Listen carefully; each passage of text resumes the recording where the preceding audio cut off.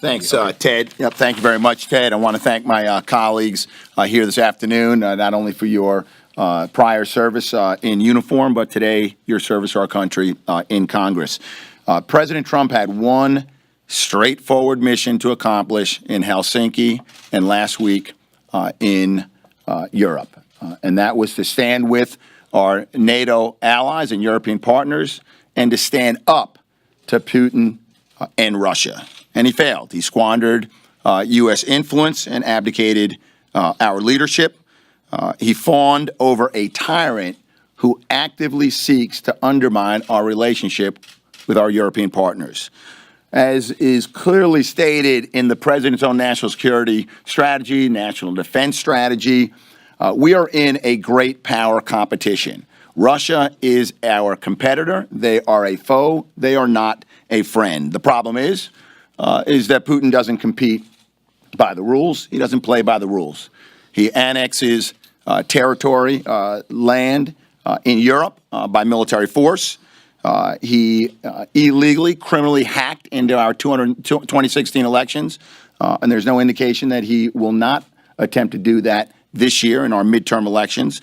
Cyber attacks in the Baltics, support of a barbaric regime in Syria, and the list goes on. While Putin is engaged in this activity, President Trump continues to criticize NATO and raise doubts about whether we will come to the defense of our allies in Europe.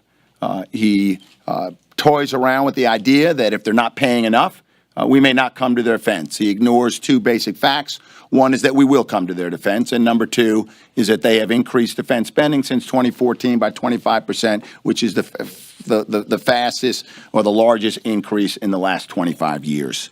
While Putin pursues a malign activity strategy, President Trump continues to undermine our European allies. I served in Germany for 5 years, and I witnessed firsthand how we won the Cold War. But we didn't win it through military power alone.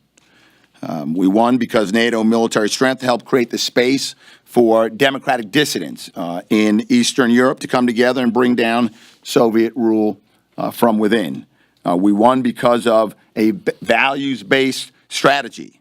The success of America's strategy, which was pursued by presidents from Roosevelt to Kennedy to Reagan, of advancing American values. With as much passion as President Trump questions our European allies as freeloaders, he similarly seeks to establish a cozy relationship with Putin's Russia. Russia is one of our most aggressive adversaries, working to rupture a relationship that we have, particularly in Europe. I have no answers as to why he, unlike any Democrat or Republican that preceded him, is so unwilling to defend the interests of the United States or our allies against Russia. All that's clear is that by embracing our adversaries and denigrating our allies, President Trump is inviting grave and historic consequences for the United States. So I stand here today, along with my colleagues, to call on President Trump to demonstrate global leadership and unequivocally affirm our commitment to our European allies and condemn Russia's